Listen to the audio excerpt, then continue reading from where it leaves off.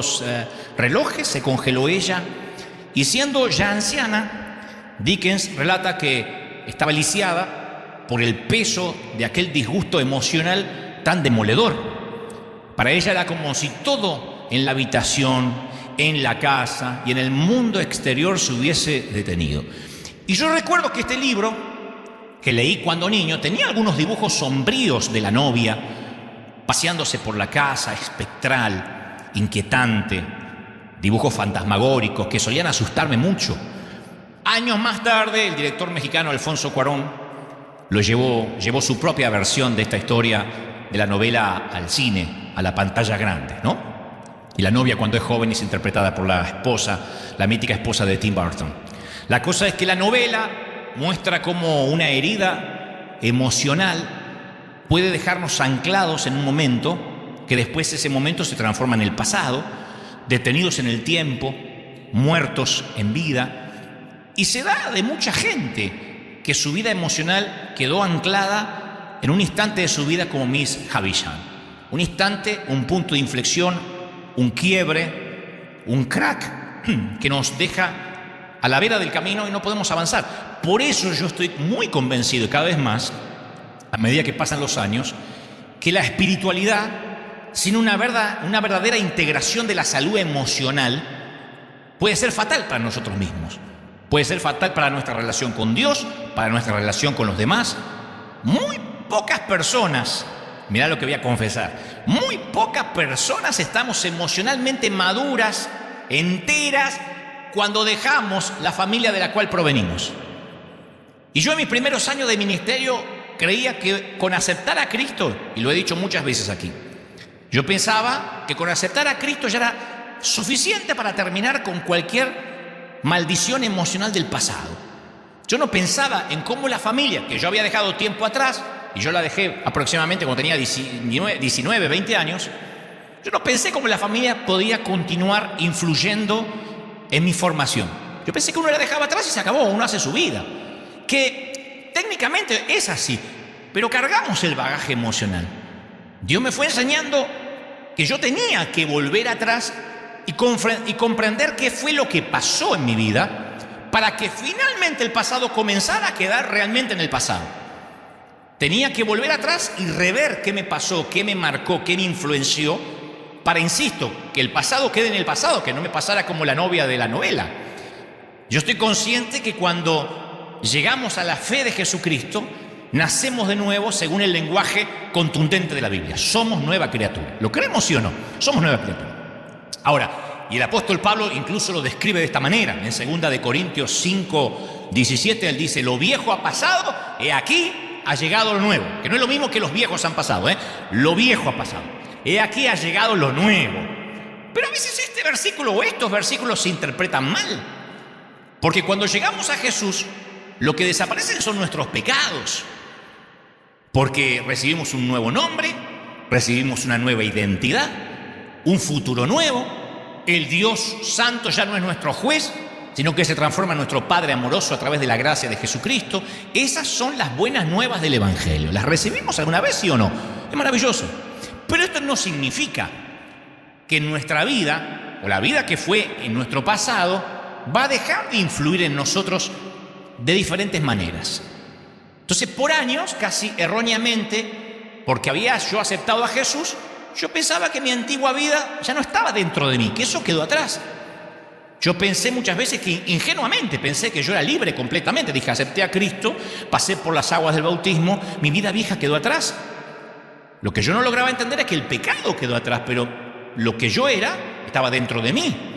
El trabajo de crecer en Cristo todos los días nos exige que volvamos al pasado, especialmente para librarnos de algunas conductas enfermas, destructivas. Por eso es que yo siempre insisto con que recuerdas de tu niñez, y hay de los que opinan, hablas demasiado de la sanidad interior, el pasado es pisado, quedó atrás, pero yo creo que a priori necesitamos conocernos a nosotros mismos, porque si no nos conocemos no podemos llegar a conocer a Dios.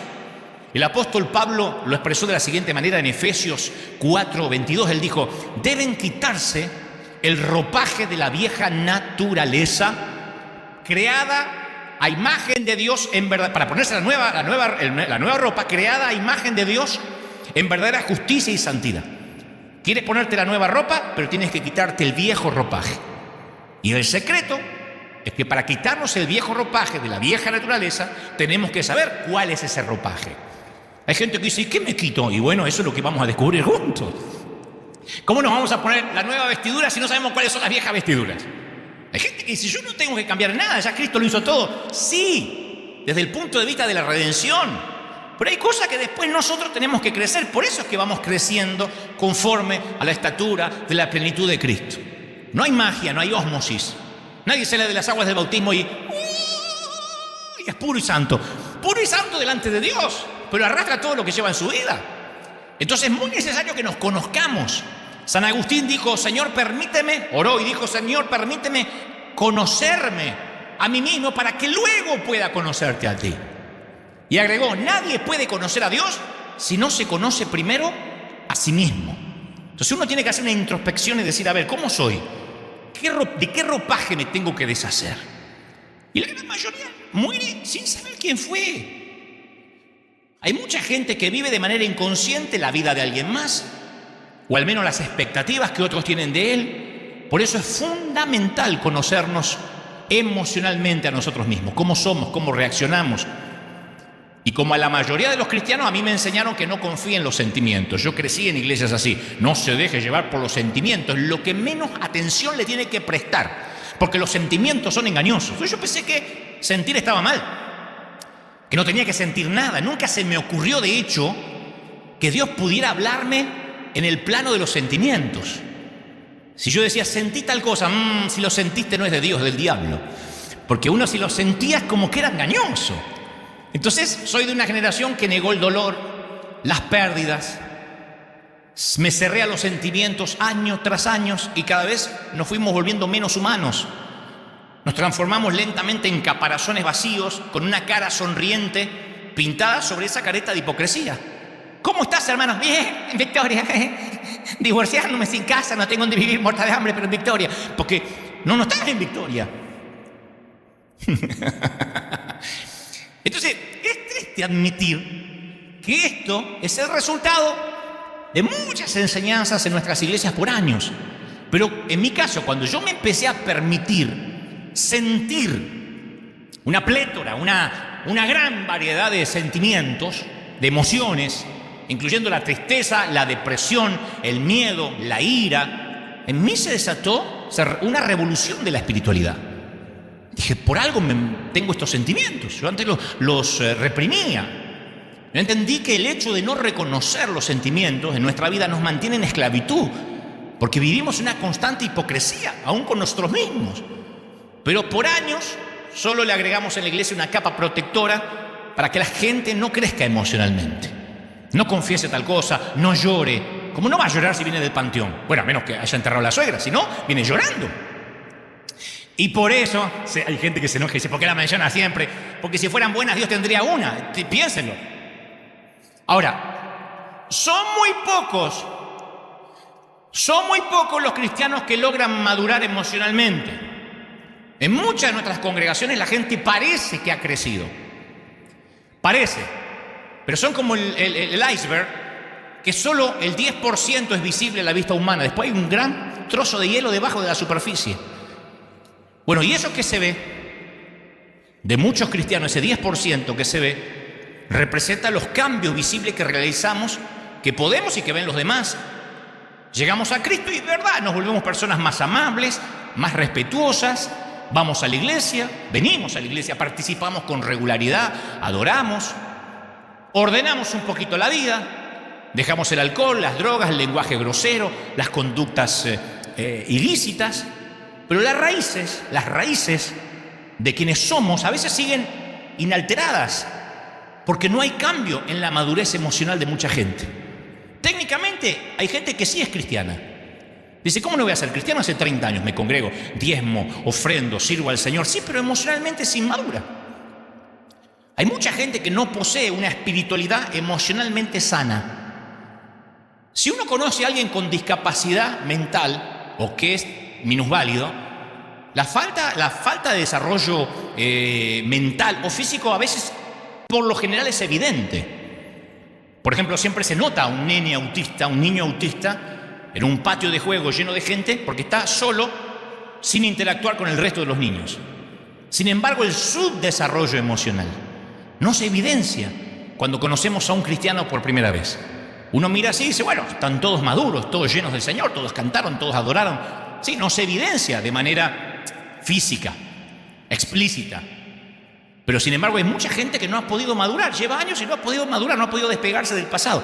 Pero antes de transmitirte lo medular de este mensaje, lo importante, no digo que esto no lo sea, pero antes de, nada más estoy poniendo las bases para construir lo que quiero tratar de enseñar de parte del Señor. Antes de seguir con la construcción de este mensaje, yo quiero dejar en claro esto de las emociones, porque uno dice, ¿de qué estás hablando? Las Escrituras muestran a un Dios como un ser emocional que siente. Un ser personal. Dios no es un ente, Dios no es una cosa, ni un viejo barbudo, ni alguien parecido a Santa Claus. Como nosotros fuimos creados a su imagen, fuimos diseñados con el don de sentir y de experimentar emociones. No está mal. En la iglesia siempre se nos dijo, si te emocionas, eso no es de Dios. Esa música emociona. Tocan el órgano y eso toca los sentimientos. ¿Y? Los sentimientos no es algo que vino Satanás y los puso a último momento, los diseñó Dios. Génesis 1:25 dice, y Dios, después de hacer la creación, consideró que era bueno, muy bueno. En otras palabras, Dios se sintió deleitado, lleno de placer cuando nos vio a nosotros. Cuando creó al hombre y a la mujer, dijo, qué bueno. Génesis 6:5 dice, el Señor se arrepintió después de haber hecho el ser humano en la tierra y le dolió en el corazón. Noten las palabras, no son metáforas ni licencia poética, le dolió. Uno piensa, no, a Dios no le duele nada porque es Dios, le dolió. Éxodo 25 dice, yo, el Señor tu Dios, soy un Dios celoso. Vieron que algunos dicen, a mí yo no tengo celos, gracias a Dios no tengo celos, excepto de esa rubia platinada, pero después no tengo celos de nada. Dios dice, yo soy un Dios celoso. Isaías 42:14 dice, por mucho tiempo he guardado silencio, he estado callado y me he contenido, dice el Señor.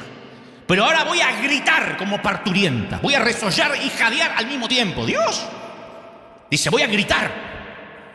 Alguna mamá dirá, qué bueno, yo también grito en casa, Dios también. Jeremías 30:24 dice, la ardiente ira del Señor no pasará hasta que haya realizado todos los propósitos de su corazón. Se aira. Oseas 11:8, ¿cómo podría abandonarte, Israel? Dentro de mí el corazón me da vuelcos y se me conmueven las entrañas. ¿Has estado alguna vez tan enamorado que se te conmovieron las entrañas? No el estómago, eso es indigestión, las entrañas. Mateo 26:7, es tal la angustia que me invade, palabras de Jesús, que me siento morir. Jesús también no quería levantarse de la cama, quería quedarse ahí en el huerto y no levantarse, no despertarse más. Marcos 3:5, Jesús se le quedó mirando enojado y entristecido. Enojado y entristecido. ¿Has estado las dos cosas a la vez? Cuando decís me enoja y también me pone triste. Y él se enojó y se entristeció por la dureza de corazón de sus discípulos. Lucas 10:21, en aquel momento Jesús se llenó de alegría por el Espíritu Santo. Hay cientos de versículos que hablan de alegría, ira, enojo, entrañas conmovidas. ¿Por qué? Porque hemos sido creados a su imagen. Dios piensa, nosotros también pensamos. Dios se deleita, nosotros también nos deleitamos. Él desea, nosotros deseamos. Fuimos creados a semejanza de Dios. ¿Hasta ahí estamos bien, sí o no? Parte de la similitud es la virtud de sentir. Está bien que sintamos. Hasta que sintamos tristeza, está bien. Sin embargo, el problema es que a veces no podemos reflexionar de lo que sentimos porque no conocemos los sentimientos que tenemos. Nunca nos miramos al espejo y decimos, a ver, ¿cómo soy yo emocionalmente? No espiritualmente, emocionalmente. Algunos son un cóctel de emociones. Otros parece que no sienten nada, pero tienen emociones también. Hasta nuestros cuerpos fueron diseñados por Dios para responder fisiológicamente a las emociones. Se llama somatizar. Dios diseñó los cuerpos y a veces Dios nos habla a través de un problema estomacal, a través de una tensión muscular, unos mareos. Dios nos habla a través de la liberación de adrenalina en la corriente sanguínea, hasta un repentino aumento del ritmo cardíaco, Dios dice: ¡hey, cabezón! Dios a veces grita a través de nuestro propio cuerpo, haciendo que somaticemos para decirnos: tienes un problema emocional, tienes un enemigo silencioso llamado estrés y está repercutiendo en tu salud. Pero nosotros siempre queremos un mensaje más espiritual, que un profeta nos hable. Dios dice: ¿más qué profeta? Te voy a parar el corazón un ratito para que sienta que te estoy hablando. La realidad es que a veces nuestro cuerpo conoce más nuestro sentimiento que nuestra mente. Y nosotros queremos un mensaje más espiritual y Dios nos habla a través de nuestro cuerpo, de nuestra salud. ¿Por qué? Porque somos seres emocionales, así Dios nos creó. ¿Hasta ahí me siguen, sí o no? Y durante años yo ignoré, insisto, el componente emocional en mi relación con Dios. Yo decía: si Dios me va a hablar de un modo espiritual, insisto, a través de un pastor, un profeta, una canción. Decía: Dios no me va a hablar por las emociones. De hecho, no tenía ni el vocabulario, ni la teología, ni la formación necesaria que me ayude en este aspecto de las emociones. Y hoy hay muchos cristianos que son así. No importa cuántos años lleves en la iglesia, 1 o 30. Hay miles de anémicos emocionales. La crisis más seria que está padeciendo actualmente el cuerpo de Cristo, el pueblo cristiano, es la crisis de desarrollo emocional. Una niñez crónica. Y esta crisis delata que la mayoría de los miembros de nuestras iglesias son inmaduros. Hay un montón de gente que no ha crecido espiritualmente, lo mostró la pandemia. Gente que aprovechó la pandemia, se mandó a mudar y no se congregó más. Antes se había congregado 20 años. Un día vio que era lindo no congregarse y como no tenía bases, no apareció más por la congregación. Cuando todo se abrió, hay gente que no regresó a sus iglesias. Los pastores sorprendidos, es que eran inmaduros, nunca entendieron por qué se congregaban. O iban porque servían, o porque estaba el chico que les gustaba, o porque se divertían. Son los que tienen cierta edad cronológica como creyentes, pero que la vida emocional no se desarrolló paralelamente. Como digo siempre, son la gente que viven preguntando en las redes con años de convertido: ay, ¿se puede usar arete? ¿Me puedo poner uno en la nariz? Soy cristiano evangélico, ¿me puedo hacer un tatuaje, un tatú? ¿Puedo tener relaciones sexuales si nos amamos mucho, pero mucho? ¿Se puede bailar en la fiesta de 15? ¿Puedo mostrar el trasero en TikTok? La pregunta es: ¿qué se puede hacer y qué no se puede hacer en este club? ¿Qué tan lejos puedo llegar sin meterme en líos con Dios? Dígame qué tan lejos puedo llegar, porque hasta ahí voy a llegar. Eso habla de inmadurez emocional. Gente que no sabe ni por qué va a la iglesia. Si está preguntando qué podés y qué no podés hacer, ni entendiste por qué venís a la iglesia y por qué tenés a Cristo en el corazón. Es como casarse y decir qué puedo y qué no puedo hacer. ¿Cuántas amantes se me permiten? O sea, ¿no entendiste? Y los síntomas de esa anemia espiritual es la capacidad en el entendimiento. Ustedes lo van a ver, como le dijo el escritor a los hebreos: después de todas estas enseñanzas, domingo tras domingo, ustedes continúan siendo tardos para oír, retardados para oír. Siempre están atados. Hay gente que siempre está atada por el mismo pecado a través de los años. Siempre está luchando recurrentemente con lo mismo, nunca madura. Son los que, si no se le predica por enésima vez acerca de dar y sembrar, a la semana son egoístas y tacaños otra vez. Dan el diezmo y dan la ofrenda la semana que se habló de eso. Después vuelve a cerrar la mano, porque emocionalmente es inmaduro. Si no se le predica por 50ª vez acerca de la puntualidad, vuelve a llegar tarde, porque hay que decirle todos los días, todos los días. ¿Cuántas veces uno tiene que decirle a un hijo: cámbiate el calzón, lávate los dientes, prepara la cama, mientras que es chiquito? Si se lo tiene que decir cámbiate el calzón a tu hijo de 40, tienes un problema serio. Otro síntoma es la incapacidad de transferir vida. Si uno es niño, los órganos no pueden reproducir. Entonces, por más buena doctrina que tenga la iglesia y por más que aleguen tener santidad, si una iglesia no crece, es porque es un ejército de retardados espirituales. Porque no pueden procrear. Y además, dice la palabra, cuando solo uno se alimenta de leche y no de alimentos sólidos, el sistema inmunológico se ve afectado y expuesto a contraer todo tipo de enfermedades. Se atrofian espiritualmente. Otro síntoma, la incapacidad en la toma de decisiones. Es increíble ver la cantidad de creyentes que no dan pasos de fe, que no se atreven a casarse, que no emprenden, son pastor dependientes o líder dependientes, los que le dice el pastor, lo que les dice el apóstol. Parece obediencia, pero no es obediencia, es pereza disfrazada de obediencia. Entonces el maduro siempre tiene para dar. Da de sí mismo, de sus recursos, de su vida, de su tiempo. El inmaduro siempre viene a la iglesia para que le estén dando. A ver qué dan. A ver qué me puedo llevar. El maduro sigue la verdad. El inmaduro siempre está llevado por olas de doctrinas, de enseñanzas diversas. Siempre hay una nueva moda que lo confunde. Está mirando YouTube el predicador de moda para ver, a ver qué es lo nuevo y qué es lo que se puede predicar para reemplazar lo viejo. El maduro sabe lo que Dios quiere de él. El inmaduro tiene una permanente falta de dirección. No sabe qué quiere con su vida, no sabe qué es lo que quiere Dios con él. El maduro dice, bueno, este año me doy cuenta que he visto mis errores, estoy dispuesto a reconocerlos, a superarlos en el poder del Señor. El inmaduro emocional siempre está girando en un círculo vicioso de pecaminosidad, de hábitos que nunca abandona. Siempre hace 30 años está luchando con la pornografía. No existía la pornografía y él ya luchaba hace 30 años. El maduro tiene convicciones personales sólidas, con base en lo que cree, en lo que aplica de la palabra. El inmaduro varía constantemente porque sus emociones son como una montaña rusa. No tiene una plataforma sólida, no tiene emociones estables. Entonces, mientras que el maduro tiene una creciente espiritualidad, el inmaduro espiritual no crece porque siempre vive en carnalidad. Lee un versiculito, lee un salmito de tanto en tanto, un proverbio cada mes. Entonces, ¿el maduro qué hace? Influye en otros. El inmaduro, si tiene alguna influencia, es negativa. Reparte chismes. Es un teléfono descompuesto que oye mal y vuelve a transmitir peor todavía de lo que oyó. Por eso, insisto, no se trata de la cantidad de años que tengas en la iglesia. Algunos pueden alegar, yo soy cristiano desde hace 30 años. Pero a lo mejor en vez de ser un cristiano desde hace 30 años, fuiste 30 veces cristiano de un año. Ser 30 veces cristiano de un año es que viviste haciendo las mismas cosas por 3 décadas. Entonces no creciste. Y la madurez no es envejecer. ¿Cuántos viejos inmaduros hay? La madurez es una opción.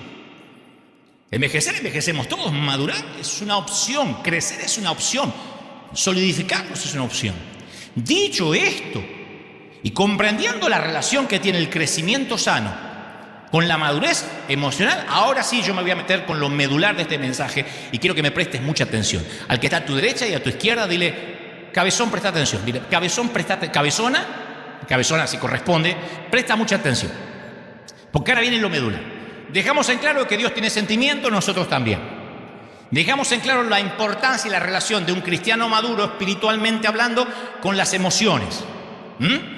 Entonces, dicho esto, la espiritualidad emocionalmente sana consiste, a priori, en aceptar la decisión de Dios de hacernos nacer en una familia determinada. Yo lo menciono siempre.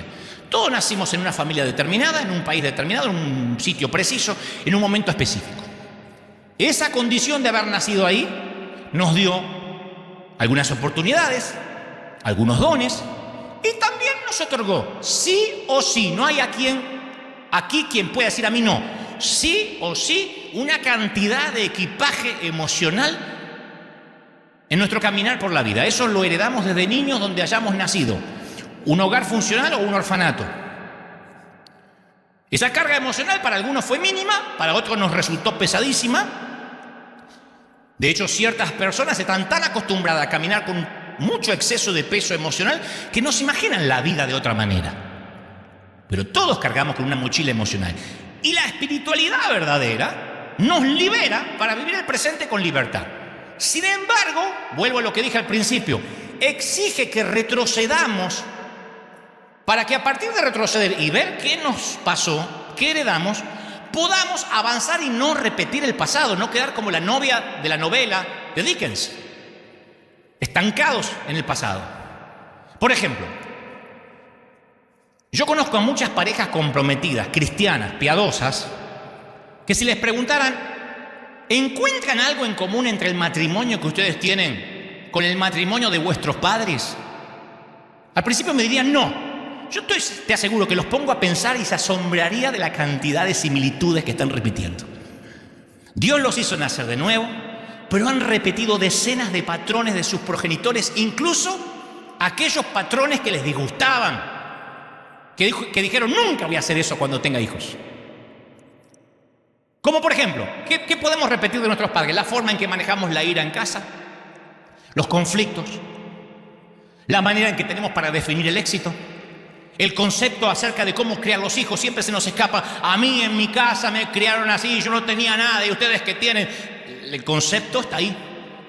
La idea que tenemos acerca de las vacaciones, el placer, la sexualidad, el sufrimiento, aún la relación con otras parejas, todo viene en el paquete que heredamos cuando chiquitos. Eso no queda en las aguas del bautismo. Por lo menos cuando tiramos el agua no tiramos emociones nunca. Todo eso lo forma nuestra familia de origen y las culturas de donde venimos. Las bendiciones y los pecados de 2 y hasta 3 generaciones pasadas en la familia a veces tienen un impacto en quienes somos hoy en el presente. Ustedes dirán: pero Dios hizo las cosas nuevas. Ya voy a llegar ahí. Dios nos exige dejar de lado los modelos pecaminosos de nuestra familia de origen para aprender a vivir a la manera de Dios. Eso es dejar el viejo ropaje. Fuiste salvo, pero tienes que dejar el viejo ropaje. Cuando la Biblia utiliza la palabra familia, habla de nuestros parientes de 3 a 4 generaciones. Significa, desde el punto de vista bíblico, familia incluye a tus hermanos, hermanas, tíos, primos, abuelas, abuelos, bisabuelos, tatarabuelos, hasta mediados del siglo XVIII. Incluso las personas que abandonan el hogar y dicen: me voy a separar de la historia de mi familia, pronto descubren que su modo de vivir les sigue donde quiera que van. Repiten patrones del abuelo. Lo que ocurre en una generación se repite generalmente en la siguiente. Mira la carita que me pone diciendo: en serio, pará. Las consecuencias y las decisiones y las acciones que se toman durante una generación afectan a las generaciones siguientes, sí o sí. Por este motivo es común observar cómo ciertas conductas se repiten en un apellido, en una familia. El divorcio, por ejemplo, el alcoholismo, las conductas adictivas, el abuso sexual, los malos matrimonios, los hijos rebeldes, la desconfianza a la autoridad, los embarazos fuera del matrimonio, la imposibilidad de mantener relaciones estables. A veces es toda una familia que ha vivido el mismo patrón. Mirás para atrás y todos vienen viviendo lo mismo. Y los científicos y los sociólogos se ponen a debatir esto, lo han debatido por años. Dicen: si esto, ¿de qué es? ¿El resultado de la naturaleza, del ADN? ¿Que esto fluye por nuestras venas y no podemos hacer nada? O dicen otros: no, es el ambiente, es el entorno. Cuando cambia el entorno se terminó. O de ambas a la vez. La Biblia no responde esa pregunta. La Biblia dice que es una ley misteriosa del universo de Dios. Dios, al dar los 10 mandamientos, conectó esta realidad con su propia naturaleza. En Éxodo 24 Él dice: no te hagas ningún ídolo. Yo, el Señor tu Dios, soy un Dios celoso. Cuando los padres malvados me odian, yo castigo a sus hijos hasta la 3ª y 4ª generación. Cuando cumplen mis mandamientos, yo les muestro mi amor por 1000 generaciones. El mismo Dios. Esa misma verdad repitió Dios cuando Moisés le pidió ver su gloria. En Éxodo 34:6 dijo: pasando delante de él, proclamó: oh Señor, clemente y compasivo, lento para la ira y grande en amor y fidelidad, pero que no deja sin castigo al culpable, sino que castiga la maldad de los padres en los hijos y en los nietos hasta la 3ª y 4ª generación. Cuando David asesinó a Urías para casarse con su esposa Betsabé, Dios proclamó en 2 de Samuel 12:10: por eso la espada jamás se apartará de tu familia, porque me despreciaste al tomar la esposa de Urías, elitita, para hacerla tu mujer. Entonces vamos a ver en la Biblia, ya voy a llegar al Nuevo Testamento, pero vamos a ver en la Biblia que la tensión familiar, la rivalidad entre hermanos, la disputa que marcaron a los padres se pasa a los hijos, a los nietos y a los bisnietos. Que los modelos de familia del pasado se reproducen en nuestras relaciones presentes sin que nos demos cuenta, a menos que nos quitemos el ropaje. A veces parecemos que funcionamos por nuestra cuenta. No, yo soy muy distinto a mi mamá. Pero somos jugadores en un tablero, en un sistema familiar que, como dice la Biblia, se remonta 3 o 4 décadas hacia atrás. Y no nos es posible borrar los efectos negativos de nuestra historia familiar.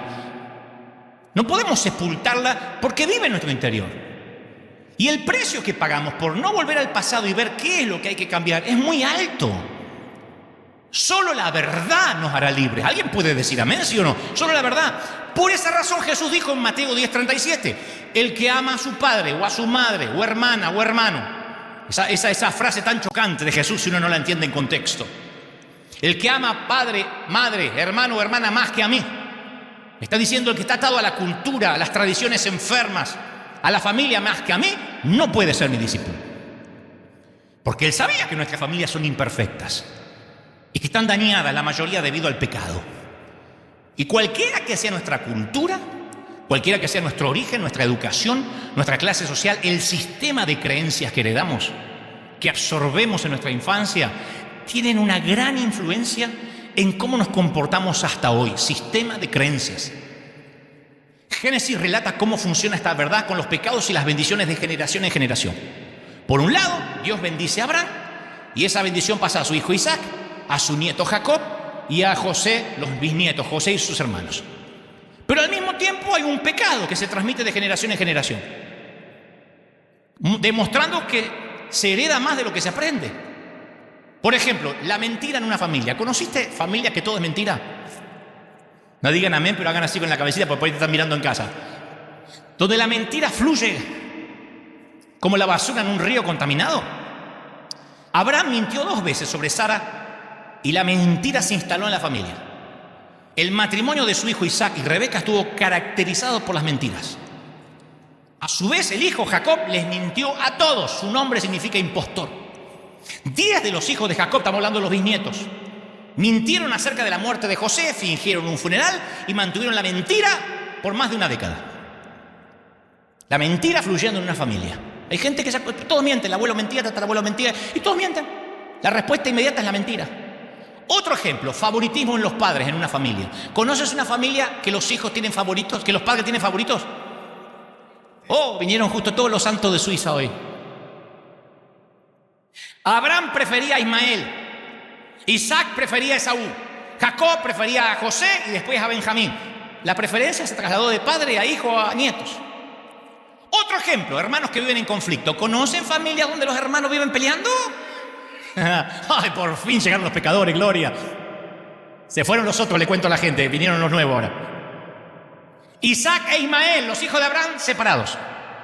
Después Jacob huyó de su hermano Esaú, separado durante años. Después el hijo de Jacob, José, separado de sus hermanos, de sus 10 hermanos por más de una década. Otro ejemplo, problemas matrimoniales. Abraham tuvo un hijo extramatrimonial con Agar. Su hijo Isaac tuvo una relación mala con Rebeca, malísima. Jacob tuvo 2 esposas y 2 concubinas, 4 suegras. Satanás. Entonces a veces, a menudo, subestimamos la huella profunda e inconsciente que deja nuestra familia en nosotros. De hecho, cuando crecemos nos damos cuenta de lo intensa que es esa influencia. Los miembros de nuestra familia, sobre todo aquellos que nos criaron en nuestra infancia, imprimieron en nosotros determinadas maneras de pensar ante la vida. Y estos modelos de comportamiento operan bajo lo que yo llamo un sistema operativo de creencias. Ante cualquier situación vas a reaccionar de una manera diferente a la que yo reacciono, porque nos criamos con padres distintos, culturas distintas. Y algunas de esas creencias son claras, son explícitas. La mayoría son implícitas. Están conectados a nuestro cerebro, a nuestro ADN. Tanto que a veces no diferenciamos nuestro sistema de creencias con lo que Dios quiere de nosotros. Y llevamos esa vida a nuestra vida, a lo que aprendimos de niño a nuestra vida de adultos. Y es muy alto el precio que se paga, mis queridos, cuando ignoramos el impacto de nuestro pasado en nuestra vida presente. Y el deseo de Dios es que dejemos atrás lo malo de la familia, como los israelitas tenían que dejar Egipto. Que aunque abandonaron físicamente Egipto, tenían una gran porción de la cultura, del sistema de creencias egipcio que permaneció en ellos. De la misma manera, tenemos que tomar la decisión de convertirnos en seguidores de Cristo y sin embargo seguir los pasos de Cristo, la nueva familia, y dejar el sistema de creencias que asimilamos de Egipto, de nuestra familia de origen, si es que eso se opone a Dios. El problema principal es ese, cuando los principios invisibles internos de nuestra familia son antagónicos a lo que Dios quiere. Te llenaron de miedo. ¿Cómo vas a vivir en fe? Viviste en una casa donde la enfermedad era la plática de todos los días. ¿Cómo vas a vivir en sanidad? Y cuando ese sistema de creencias está tan arraigado en nosotros, nos cuesta obedecer la voz de Dios. Y ahí es cuando nos volvemos emocionalmente anémicos, raquíticos. La gran noticia del cristianismo es que nuestra familia biológica de origen no determina nuestro futuro. La gran noticia es que Dios determina qué va a pasar con nuestro futuro. Nosotros somos los que no queremos dejar el ropaje. Pero las palabras más significativas del Nuevo Testamento es que tenemos la adopción en la familia de Dios. ¿Alguien fue adoptado por Dios, sí o no? Una nueva familia. Ese es un cambio así, radical. Dios se convierte en nuestro Padre. Alguien tiene que decir amén. Nuestras deudas, nuestros pecados son cancelados. Dice la palabra, recibimos un nuevo nombre, una nueva identidad, libertad, esperanza, gloria, recursos del cielo. Nuevos hermanos en Cristo. Por ahí no son mejores que los que tenía, pero mira, nuevos hermanos en Cristo. La madre y los hermanos de Jesús llegan a un lugar donde Jesús está enseñando y le mandan a pedir que salga. Y Marcos 3:33 relata el incidente. Dice, Jesús le dijo a la multitud que estaba sentada a sus pies: ¿quiénes son mi madre y mis hermanos? Y echó una mirada a los que estaban a su alrededor y dijo: aquí tienen a mi madre y a mis hermanos. Cualquiera que hace la voluntad de mi Dios, de mi Padre, es mi hermano, mi hermana y mi madre. Él no estaba deshonrando a su familia de origen, pero está diciendo ahora la iglesia es la primera familia. Es importante honrar a papá y a mamá, pero Jesús lo demostró, de hecho, en la cruz. Le encargó al apóstol Juan el cuidado de su mamá estando en la cruz, pero fue directo al pedirle a sus seguidores que primero fueran leales a él por encima de la familia biológica, cuando dijo en Mateo 10:37, el que ama a su padre y a su madre más que a mí, no es digno de mí. Yo te cambié de familia, te quité todo lo viejo. Por tanto, el discipulado implica dejar los hábitos y los modelos viejos, pecaminosos de la familia biológica, para ser transformados y vivir con los nuevos hábitos de la familia de Cristo. ¿Lo quieren de verdad, sí o no? Honramos a nuestros padres, honramos nuestra cultura, honramos nuestra historia, pero ¿obedecemos a quién? A Dios. Y el problema es que no analizamos la influencia de nuestra familia de origen, los acontecimientos devastadores de nuestra historia. El filósofo George Santayana dijo: el que no aprende del pasado está condenado a repetirlo. Por ejemplo, capaz que en tu familia el dinero era lo más importante, sea que lo tuvieran o no, porque pudiste haber vivido bajo una lámina y el dinero era la seguridad. Ay, el día que tengamos dinero salgamos de acá. O pudiste haber tenido mucho dinero y el dinero era la seguridad. Misma información, las antípodas, uno y el otro. Pero el dinero era todo. Eso todavía está en tus genes si no cambias. Ahora es el crédito, ahora es la casita, ahora es el lease, el auto. Cuanto más dinero tengo, más importante soy. Tengo que demostrar que lo logré. Capaz que en tu familia el dinero no era importante, sino el casarse y tener hijos. Desde chiquitita te dijeron: algún día te tenés que casarte, conseguir un buen hombre y darme como 8 nietos. Y de chiquitita te viste como una máquina de hacer hijos. Y tú dices: no, yo ya me olvidé. No, está acá. O respecto a cómo manejaban los conflictos en tu familia. Te inculcaron que evites los conflictos a toda costa. Eso me inculcó mi papá. Mi papá me dijo: no tienes que hacer que la gente se enoje contigo. Siempre dé la razón a todos y te van a querer. Mira qué lindo consejo el viejo. Y yo le daba la razón a todos. Yo nunca dije no. Yo le decía sí a todo. Mi mamá decía: menos mal que no naciste mujer, porque habrías vivido embarazada. O respecto al sexo. En tu familia de origen te enseñaron que de eso no se habla ni se pregunta. Y aún siendo una niña, cuando un día te transformaste en mujer, es un día yo lo escuché en casa, éramos todos varones en casa, 4 varones. Y una vez vino mi sobrina y mi mamá salió del baño diciendo: la nena se convirtió en mujer. Y yo dije: ¿qué era, ante un hipopótamo?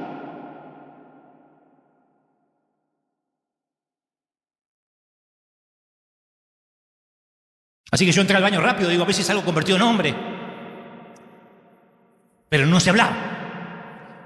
El sexo quizá en tu familia de origen es eso que se hace a oscuras, de noche, y que las parejas decentes no hablan durante el día. Aunque no sean felices, no se habla. Es algo que pasa rápido, minuto y medio, con previa y todo, si hay suerte. O te dijeron que los hombres pueden ser promiscuos. Las mujeres tienen que ser castas, que al hombre se le permite, que el hombre promiscuo es un playboy y la mujer promiscua se le dice otra cosa. O que llorar es un signo de debilidad, menos si eres hombre. Y eso corre por tus venas. Jamás quieres mostrar vulnerabilidad porque te sientes menos macho. Nunca dejes que nadie te haga daño. O te dijeron, está bien explotar de ira para hacerte entender. Si yo no grito, acá no me entienden, y eso se te quedó. Por eso hoy pasan los años, tienes a Cristo y en tu casa es un griterío, igual que tus padres. O te inculcaron que todo lo que tienes se lo debes a tus padres y tienes una deuda eterna y te mueres de culpa porque la vieja está enferma, porque tuviste que enterrarlo, y vives con una culpa que te la inculcaron de chiquito, eso no se van las aguas del bautismo. O que los trapos sucios se lavan en casa. Y si ves algo muy feo en la casa, porque eso es la familia, no puedes salir de acá. ¿Y cuánta gente ha vivido abusos emocionales, físicos, sexuales y se cayó la boca porque los trapos sucios se lavan del portón para adentro? ¿O te inculcaron un racismo disimulado que arrastras hasta hoy? Júntate con gente como tú. Jamás se te ocurra casarte con una persona de otra raza, otra cultura. Trata de vivir en un barrio con gente de tu mismo nivel. Hay otras razas que no son tan buenas como la nuestra. Y eso está metido en nuestras venas. Quizá hay un mensaje subyacente en el cual para ser amados tenemos que hacer algo. Todo eso impactó e impacta nuestra autoestima. Pero somos adoptados por la familia de Dios y Dios dice, te voy a contar lo que es el éxito. Ni el dinero, ni el tener, ni la raza. El éxito es hacer la voluntad de Dios. Dios dice, quiero que busques mi reino y todo lo demás vendrá por añadidura. Y nos indica que en Cristo somos dignos de su amor y no hay que hacer nada para ganarnos su amor. Cambia la familia. Alguien tiene que decir amén, ¿sí o no? Pero lo triste es que cuando miramos debajo de la superficie de nuestra vida, no estamos haciendo fundamentalmente nada diferente a lo que hacía nuestra familia de origen. Y Dios tiene la intención de que la iglesia sea un lugar donde podamos adquirir una nueva familia que nos ayude a vivir al estilo de Cristo. Por eso nos congregamos, no para cantar una hora. Dios quiere que este sea el lugar donde nos liberemos, donde vayamos captando una nueva manera de vivir. ¿Y eso qué va a exigir? Que abandonemos nuestras maneras egipcias de vivir. Dios hizo todas las cosas nuevas. El otro día escuchaba a un predicador decir, aquellos que revuelven el pasado no tienen teología sana, porque Dios ya perdonó todo. Sí, hombre, cabezón, sí. Yo no estoy hablando que Dios necesita volver a perdonar nada. Nosotros tenemos que dejar el ropaje viejo. Sino porque Pablo lo diría, dejen el antiguo ropaje. Capaz que ahora estás pensando, ay, mi familia es todo eso que dijiste. Es un desastre.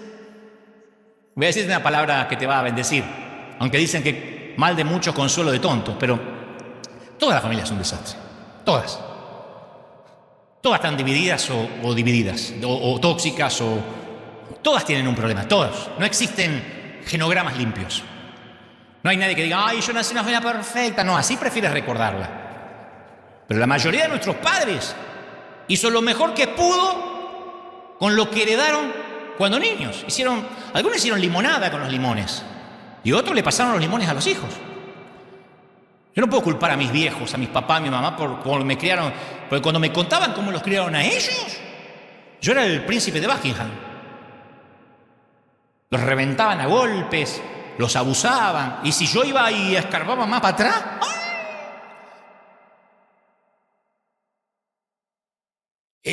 El papá de mi mamá, cuando falleció, le aparecieron 4 viudas. Ninguna sabía la existencia de la otra. Porque mi abuelo tenía la siguiente filosofía: cásate con una mujer limpia, buena amante, buena amiga y callada, y fundamental que las 4 no se conozcan.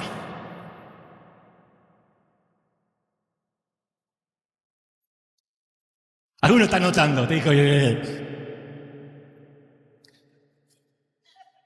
Y es probable que algunas de las cosas que nos hirieron y nos marcaron son el resultado de nuestras familias de origen, que nos transmitieron eso. Sin embargo, nos da miedo a veces sacar los secretos, decir, no, yo prefiero olvidarme de eso. No, tenemos la ilusión que si ignoramos a Goliat dejará de gritar en nuestro valle de Ela. Pero las heridas tapadas nunca curan ni cicatrizan bien. Hay que destaparlas, decir, ¿qué es lo que tengo que cambiar? Si no, vas a ser igual que tu papá, igual que el abuelo. Por más nuevo nacimiento que hayas tenido. ¿Dios tuvo un plan al ubicarnos en nuestra familia? Sí. Pero mientras que más sabemos sobre nuestra familia, más sabremos sobre nosotros mismos y más sobre nuestras emociones. Y ahí vamos a tomar decisiones de cómo queremos vivir. Podemos decir, esto lo quiero mantener porque está bueno, son valores, son cosas lindas que heredé de mis padres, y esto no lo voy a transferir a la próxima generación porque esto dejaba mucho que desear. Para eso hay que ser realista. No podemos heredar todo y decir, yo agarro todo. No, hay cosas que yo no quiero repetir de mis padres, hay cosas que sí. Yo te puedo hablar de mi papá, de la cultura del trabajo, te puedo hablar de mi mamá, del histrionismo, hay cosas maravillosas que yo heredé de ellos. Si no, Dios me hubiese hecho nacer en otra familia si todo estaba equivocado. Pero Dios me pone ahí para que yo tome lo bueno y me quite el viejo ropaje de lo malo. De manera que yo puedo ahora meterme en una nueva familia que me adoptó y decir, estos son mis hermanos, esta es mi gente. En 1972, Albert Juspe, un ginecólogo canadiense, un gran ginecólogo canadiense y científico además, inventó, mediante una dosis más reducida de hormonas, un combinado de estrógenos y gestágenos, una píldora para abortar. De allí surgió el llamado anticonceptivo de emergencia, o la píldora del día después, que a veces suelen recetar los médicos forenses ante una violación, por ejemplo. También se utiliza cuando alguien olvidó tomar sus anticonceptivos, y entonces el método es abortivo, es la píldora del día después. No detiene el aborto al 100%, pero retrasa la ovulación.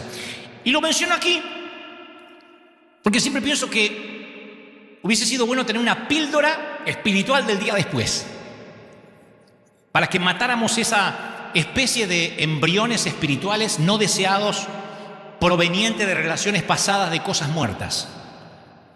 Así es como nuestras relaciones en el pasado, algunas se destruyeron.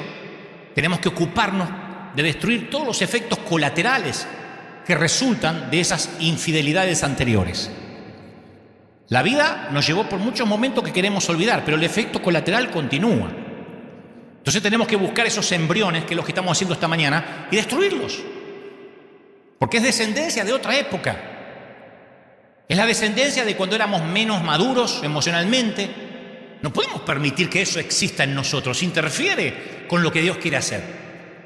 Entonces, para que esos embriones del pasado puedan sobrevivir y no morir, hace falta que tengan alimento. Los embriones del pasado se alimentan con nuestras inseguridades, con nuestros miedos, repitiendo el patrón, y te van chupando la vida, la alegría, el entusiasmo, la exuberancia de los momentos lindos que deberías disfrutar, como si fueran garrapatas. Quizás ya murieron tus padres y los sepultaste, pero si no destruyes, si no sepultas los residuos de los traumas del pasado, se van a aferrar a tus éxitos, van a abortar tus misiones, van a abortar tus metas. Siempre va a haber una mano negra que te tire hacia la tumba, porque se alimentan de lo que pasa por tu mente, por tus pensamientos, se nutren de tus inhibiciones, de lo que heredaste malo. Y cuando caes en la cuenta de que tú eres la fuente de la cual obtienen esos recuerdos leche y alimento, ahí recuperas el control. Alguien me dijo alguna vez, alimenta aquello que quieres que viva y mata de hambre las cosas que quieres que mueran.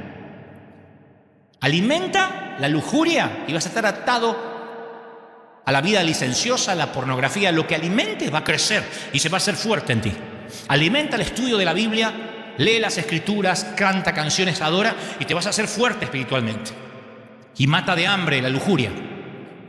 Lo que te niegues a alimentar eventualmente morirá. Entonces hoy debemos tomar la decisión de matar de hambre y de sed a esas crías de tus miedos de la infancia que gritan, que te atormentan, que te alcanzan.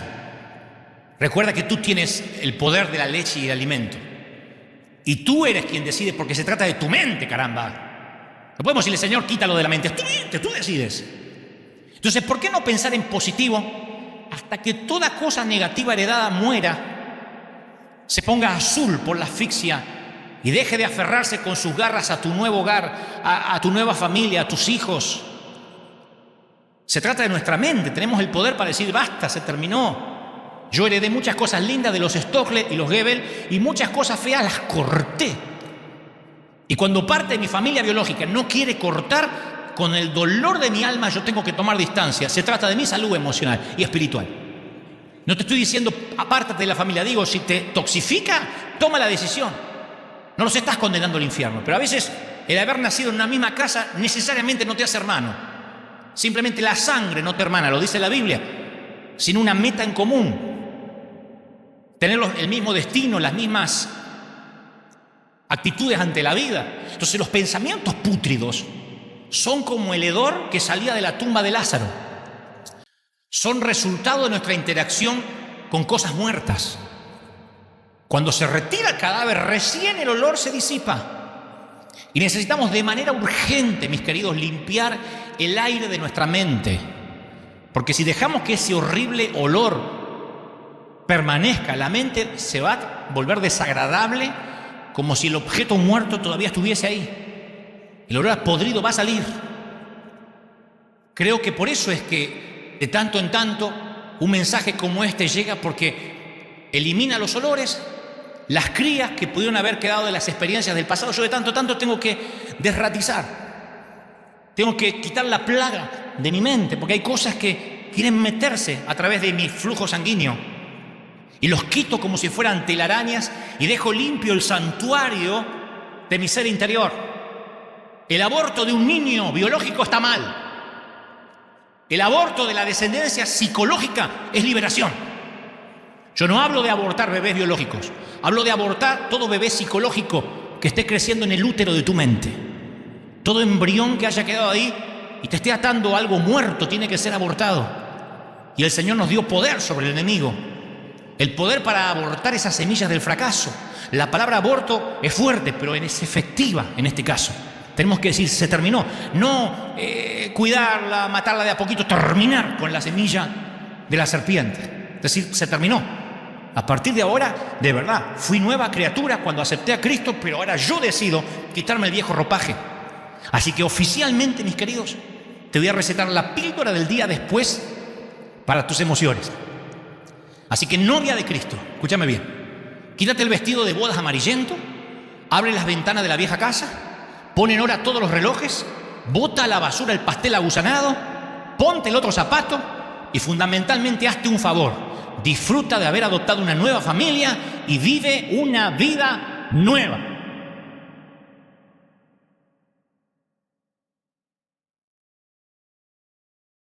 El Señor ha hablado hoy. ¡Aleluya!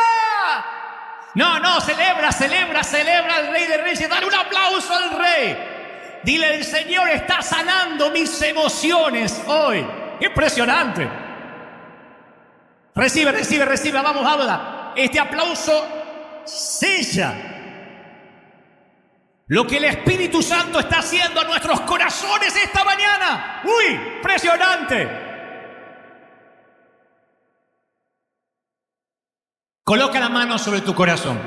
Primero, la oración que hacemos cada domingo. Di conmigo, Señor Jesús, entra en mi vida. Perdona mis pecados. Perdóname, Señor. Anota mi nombre en el libro de la vida. Hazme una nueva criatura. Quiero empezar otra vez. Gracias por adoptarme en tu familia. Y ahora, por favor, deja la mano ahí. Vamos a orar juntos por nuestras emociones. Vamos a orar por nuestra mente, nuestras emociones. Yo te invito literalmente a tomar la pastilla del día después para abortar todo bebé psicológico. Todo aquello que ha venido creciendo en el útero de tu mente, las inseguridades, la baja estima. Todo eso lo heredaste de mamá, de papá, de las abuelas, del orfanato, del padre adoptivo, del tío. Y eso sí se tiene que cortar, mi querido. Te lo digo por tu bien, se tiene que cortar. Te aseguro que en los Goebbels no hay ningún premio Pulitzer, ni premios Nobel. Ninguno de los Goebbels ha estado en televisión, ni ha inspirado gente. La mayoría fueron borrachos, muriendo de cirrosis. Un querido tío mío hace poco me contaba a su hija que terminó de homeless, de pordiosero, bajo un puente. Esa es mi familia, y la historia de la familia a través de mi madre también. Abandónicos, disfuncionales. Yo tenía todas las fichas para fracasar, pero el Señor me dijo, yo te voy a adoptar. Yo te voy a adoptar, te voy a poner en una familia, pero yo te voy a adoptar. Y vas a tener mi fe, y vas a creerme como un niño. Y el Señor llegó y me adoptó, y yo puedo decir que me siento realmente un hijo de Dios. que me parezco cada vez más a mi Padre Celestial. Mis padres biológicos hicieron mi fisonomía, marcaron mi niñez, pero mi vida adulta ha sido desde hace años marcada por el Espíritu Santo. Y eso es lo que quiero para ti, que el Espíritu Santo marque tu vida y que te saque las mañas, que te saque los problemas de carácter, que quite de ti todo lo que no sea puro, lo que no sea de Dios. No importa de dónde viene, dile: Señor, yo corto ahora aquí en casa, oro por los que están en casa ahora de otras partes del mundo, que empiece una nueva etapa. Algunos dirán: en el Nuevo Testamento no hay maldiciones generacionales. Sí, yo lo creo, no las hay. El Señor terminó todo en la cruz. Y es por eso que hoy estoy diciendo: cortemos nosotros esas maldiciones. Los únicos que pueden retener la maldición somos nosotros. Cortemos la mentira en nuestra familia. Cortemos las familias disfuncionales en nuestros apellidos. Cortemos todo lo que viene para destruir, para robar, para matar. Dile: Señor, yo tomo la decisión de ahora de tomar esa pastilla para abortar todo aquello que viene arrastrando en mi pasado. Yo voy a quitarme el vestido amarillento. Se terminó el luto y comienza la celebración. Dice el Señor: yo te estoy ministrando ahora, te estoy sanando. Te he traído para sanarte, dice el Señor. Nunca has podido ver tus emociones. Has estado ciego, has estado ciega a tus emociones. Y por eso has dañado lo que tocaste. Y por eso durante años todo lo que emprendiste fracasó. Y mi favor no ha podido estar sobre ti, porque tus emociones te metían en una montaña rusa constante de estar arriba y abajo. Tu carácter te traicionaba. Pero hoy dice el Señor: yo pongo estabilidad sobre ti. Yo quiero regalarte el carácter de Cristo, el carácter de Dios. Recíbelo. ¡Uy! ¡Aleluya! Todos orando, todos. Estoy orando por familia, por hijos.